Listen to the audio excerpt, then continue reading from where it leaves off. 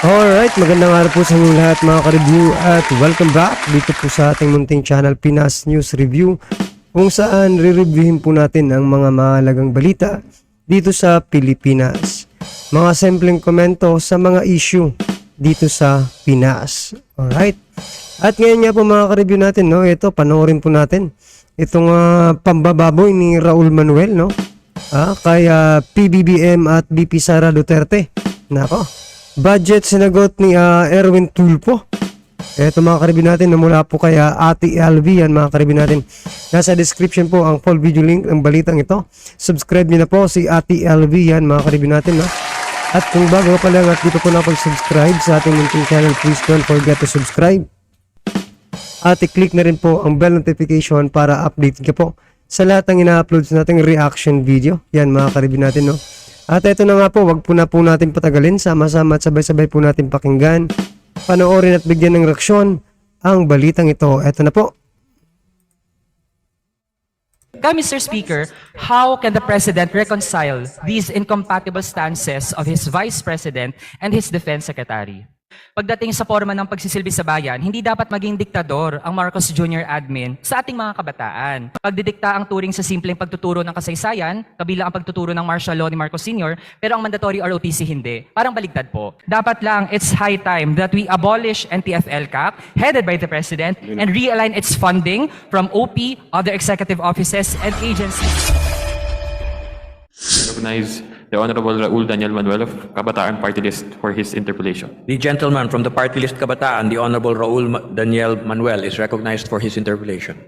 Thank you, Mr. Speaker. Bago ako magsimula sa aking interpellation, nais ko lang i-point out, Mr. Speaker, na sa session hall natin ngayon, nasa 53 lang ang bilang ng mga members ng House na nandito ngayon present.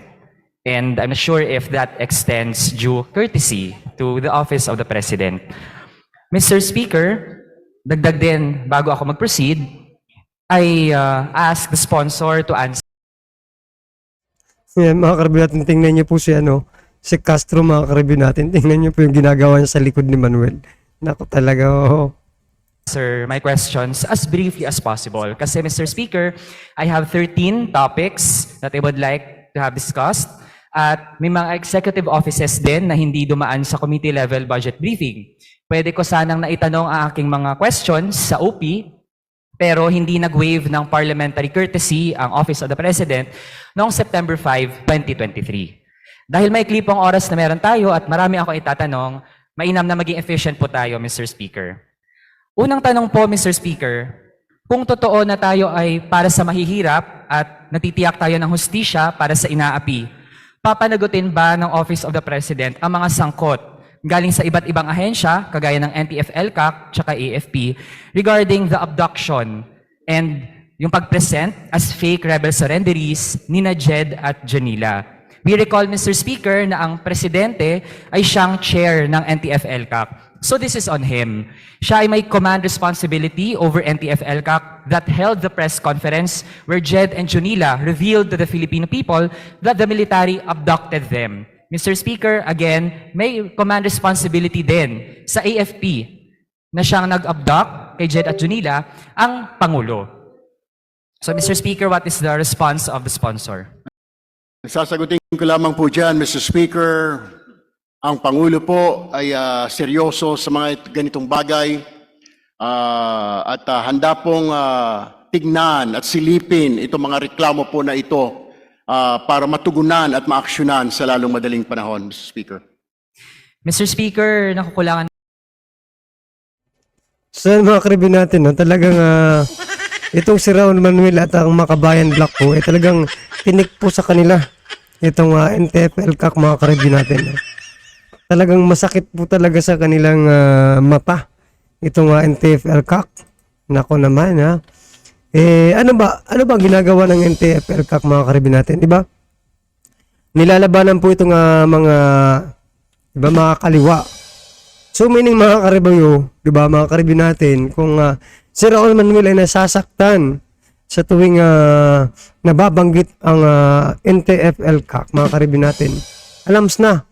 Isa lang po ang nito. Isa lang po ang ibig sabihin nito kung di siya ay kasapi, no, siya ay supporter ng makakaliwang grupo, which is na kitang-kita naman po sa kanilang mga ginagawa, sa kanilang action, sa kanilang pananalita, no? Na isa po sila sa, kung hindi man sila membro, supporter po ng makakaliwa. Ano po ba ito makakaliwa? Di ba ito po ay itinuturing na terorista ng ating bansa, mga karibyo natin? Kalaban po ng ating gobyerno. Ibig sabihin itong si Raul Manuel, mga karibyo natin, ano pong ibig sabihin? Si Raul Manuel ay isa pong kalaban ng ating gobyerno. Na nagbabalat kayo dyan po sa Kongreso. Naku po talaga, marami pa yan sila, mga ka-review. Hindi lang po ito si Raul Manuel. Marami pa pong mga kabayan black dyan, na kagaya po ng ginagawa ni Raul Manuel. Po tayo sa ganong sagot kasi kung tumitindig tayo para sa hustisya, madali lang sumagot ng firm na oo. Kaya sa ngayon, Mr. Speaker, hindi natin nakikita ang sense of urgency ng Pangulo na panagutin ang kanyang task force at ang kanyang militar. Second topic, Mr. Speaker, on the reclamation ban. Mr. Speaker, nagpapatuloy pa rin ang reclamation sa Manila Bay. For example, ang reclamation project ng Argon Bay, subsidiary ng San Miguel Corporation, nagpapatuloy pa rin sa Navotas ang kanilang reclamation as monitored by Fisherfolk Organization Pamalakaya. Mr. Speaker, makikita rin mula sa Mall of Asia na nagpapatuloy ang reclamation sa Manila Bay as of September 24, Mr. Speaker. Ito yung ilan sa mga photos na nagpapatuloy yon.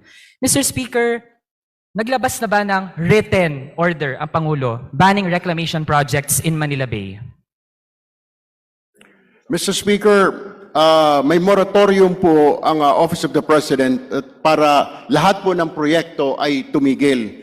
And para sa impormasyon po at kaalaman ng aking kaibigan mula po sa Kabataan Party List, nung linggo po, nasa Manila Bay po ako, kasama ko po ang aking pamilya.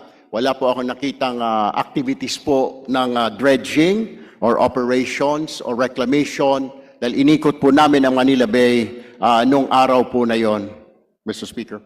Mr. Speaker, marahil ay ibang anggulo ang nakita ng butihing sponsor at para magkaroon ng pangil ang verbal order ng Pangulo, ang kailangan po ay written order, Mr. Speaker. At dagdag pa, Mr. Speaker, kapakanan din ng mga komunidad na apektado ng reclamation ang ipinaglalaban ni Jed at Janila, Mr. Speaker. Kaya muli po, kung hindi pa naglalabas ng written order, kailan po balak maglabas ng Office of the President ng written order banning reclamation projects in Manila Bay? Ito po ay may mga proseso, Ginoong Speaker, na sinusunod din ng Office of the President. Hindi po porket siya po ang Pangulo at siya po ang Commander-in-Chief ay dapat gawin niya na kaagad-agad at gumawa ng mga desisyon. Ang punupunto lang po namin dito ay kailangan pong pag-aralan at bigyan din po pakinggan. Narinig po yung panig po ng dalawang nagrereklamo. Kailangan din po pakinggan ang panig ng militar, ng pulis para po ma-weigh ito ng Pangulo at makapag-desisyon. Mr. Speaker.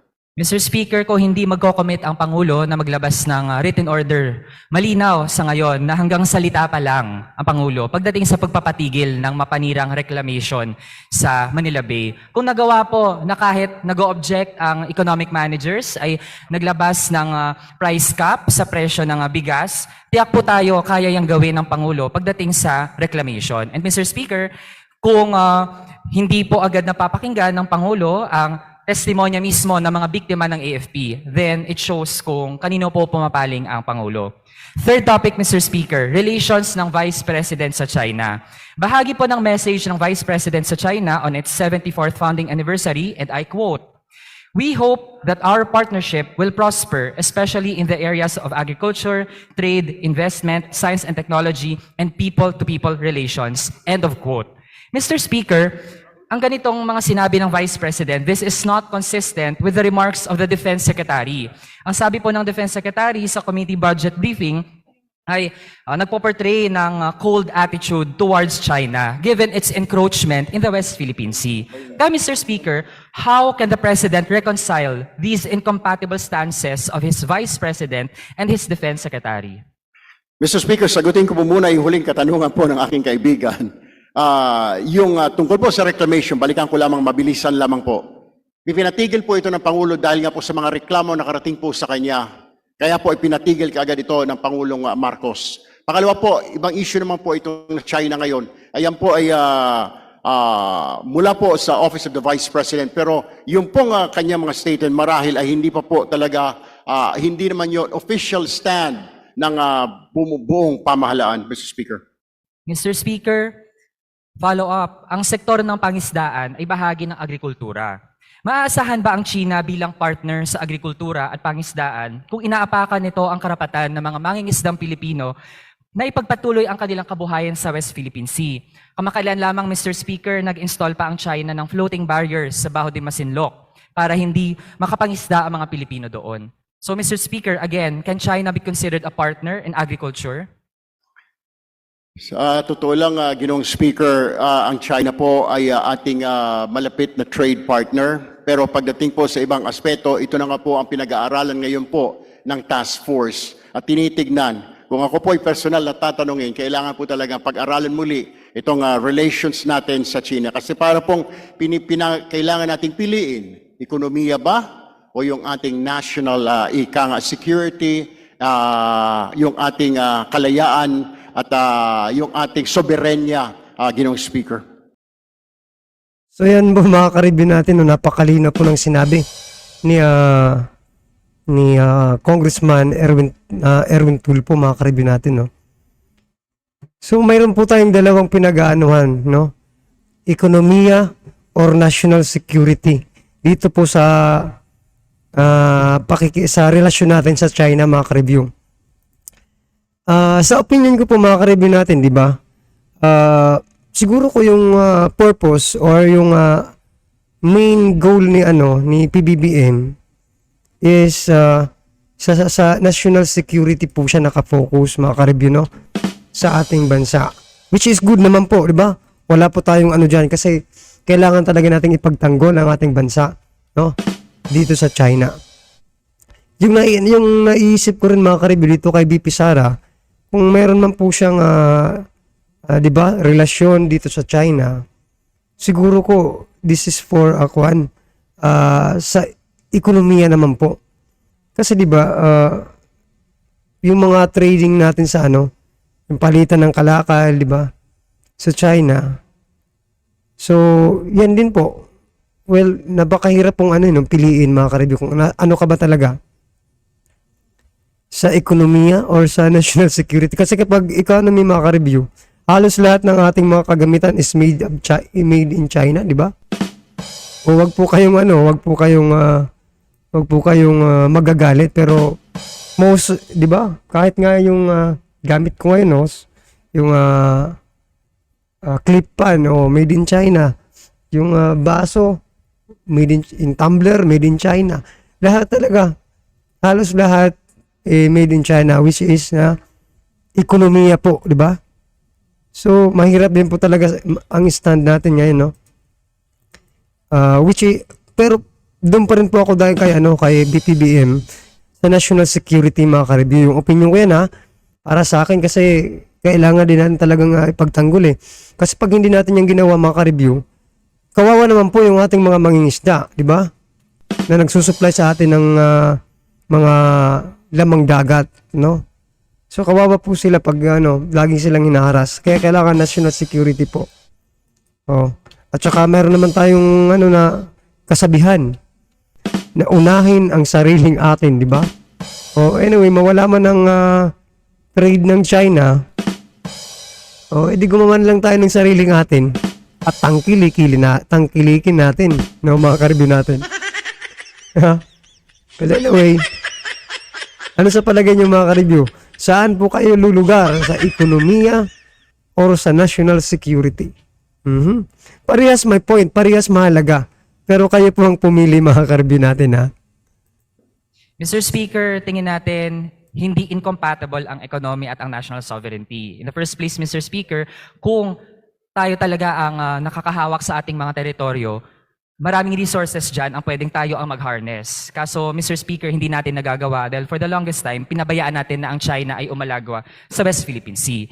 Kaya, Mr. Speaker, with that remark of the Vice President, maituturing ba nating pagtatraidor sa bansa ang ganitong mga mensahe ng Vice Presidente? Tingnan mo mga ka-review natin. Pagtatraidor agad ang sa bansa, no? Nagpasalamat lang. Traidor agad. Ako talaga, Mr. Speaker, yung mensahe po ng Office of the Vice President ay sa kanya po yung mensahe, pero it doesn't reflect the message of the Office of the President or the entire nation, Mr. Speaker. Mr. Speaker, fourth topic, confidential funds in the executive branch. Labas muna yung sa OP. Mr. Speaker, sino ang nagpasya na sa contingent fund kunin ang confidential fund ng OVP for 2022, kahit na illegal? Is it the Office of the President or DBM?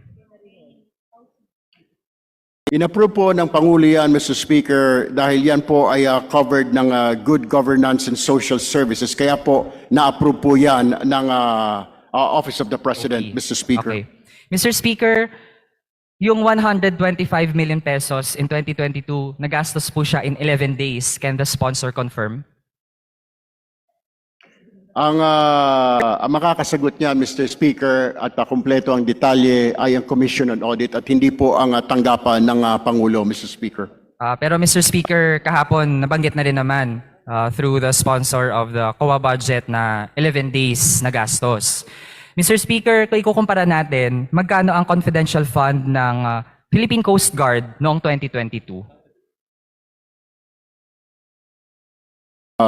Intelligence Fund ng Philippine Coast Guard ay nasa 10 million pesos, Mr. Speaker. So Mr. Speaker, walang confidential fund pero may intelligence fund na 10 million isang taon. Napakababa po nun compared sa 125 million ng OVP. Mr. Speaker, sige, para mas ma-compare pa natin, gawin po nating 11 years. So kung 10 million per year, in the past 11 years, ibig sabihin from 2013 to 2023, ano ang total na intelligence fund ng Philippine Coast Guard? Kung ito po ay 10 million every year at sinasabi ho ninyo ay 11 years, yan po ay about aabot po sa 110 million. So Mr. Speaker, mas mataas pa rin ang confidential fund ng OVP spent in 11 days kumpara sa combined confidential and intelligence funds ng Philippine Coast Guard for 11 years, Mr. Speaker, to defend the West Philippine Sea. No wonder inangkinan ng China ang West Philippine Sea using its 9-dash line, naging 10-dash line. Mamaya baka maging 11-dash line na po yan, Mr. Speaker. Panglimang topic, mandatory ROTC. In a March 2023 survey, so yun, grabe po talaga, no, yung pag-aano ni Raul Manuel dito sa confidential fund ni BP Sara. No, yan pala yung rason nila, no, 11 days lang, no, yung 125 million, no, mga ka-review. So, may ano po ba yan? May, yung naiisip ko sa mga ka-review natin, for example, ginastos mo ng 11 days yung 125 million. Tapos hindi ka naman gagastos na ulit, 'di ba? Yun na yun. Until na maano, 'di ba? Kung ano mang yung ginamitan noon. For example, ginamit sa Department of Education man 'yon. For example na lang po, ginamit po yung 10 million, 'di ba? Operational na po 'yun hanggang katapusan ng term. Diba, mga ka-review natin? Kasi hindi naman every 11 days mag-ano ka ng 125 million. Diba? So, pinaikli lang po yung proseso. Opinion lang po ito, mga ka-review natin, Pinaikli lang po yung proseso, pero yung paggamit niya is hanggang sa katapusan na po ng term. Diba? Yun lang po naisip ko. Well, wala tayong dyan, pero parang, diba? Ganun po kasi yung naiisip ko. Baka lang naman, di ba? Pero kayo mga ka-review natin, ano po sa opinion nyo? Posible po bang ganun ang nangyari? Na ibinigay na lahat, tapos until matapos na yung term. Parang ganun ba? No? 42% of respondents said ROTC should be optional for senior high school, while 22% said ROTC should not be in the curriculum of the students at all. Also, Mr. Speaker, sa isa namang April 2023 survey of around 20,500 Catholic school students, 53% disagreed with reviving mandatory ROTC. Reasons include additional academic load, expenses for families, concerns about violence, hazing, bullying, corruption, and threats to safety, and conflict with religious beliefs. Mr. Speaker, sa parehong survey ng 20,500 Catholic school students, 19% were uncertain. Mr. Speaker, ang tanong natin, nasa listahan pa rin ba ng priority measures ng Marcos Jr. Admin ang panunumbalik ng mandatory ROTC? Kung ito po ay nakapaloob sa ating konstitusyon na magsilbi po ang bawat Pilipino sa ating pong bayan. Pero kung akong tatanungin po, Mr. Speaker, hindi rin po ako sang-ayon doon. Pero kaya nga po, hindi pa po ito na-implement fully dahil ito po ay patuloy na pinag-aaralan ng Office of the President, Mr. Speaker.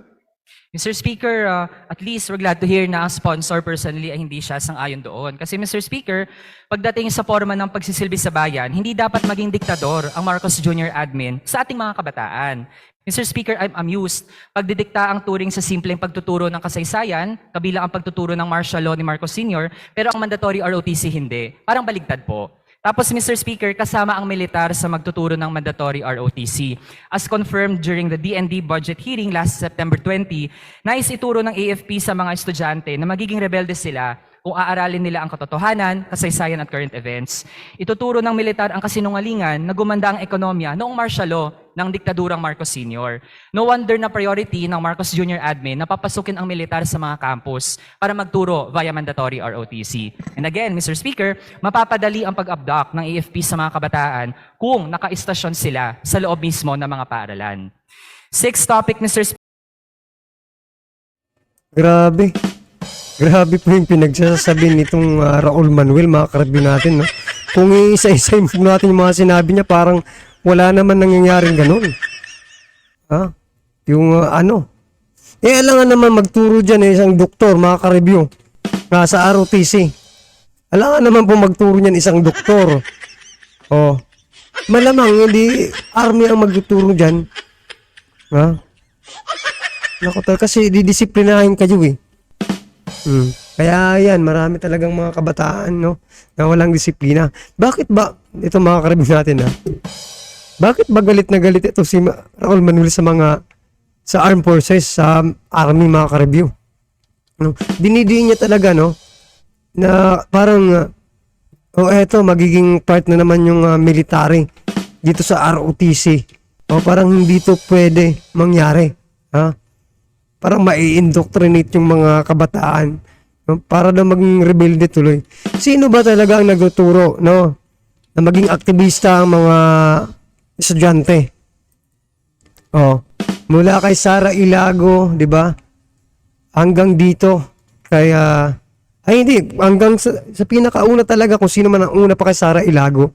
At saka kay Raul Manuel sa Kabataan Party List, mga karabyo natin, di ba? Sinasabi na nga noon na dumadaan muna sa Kabataan Party List, tapos namumundok na, mga karabyo natin. Parang iniiba ni Raul Manuel dito, mga karabyo, yung essence ng ROTC, no? Parang reverse psychology na yung kabataan. Na wag na kayong, eto, survey, mga karabyo.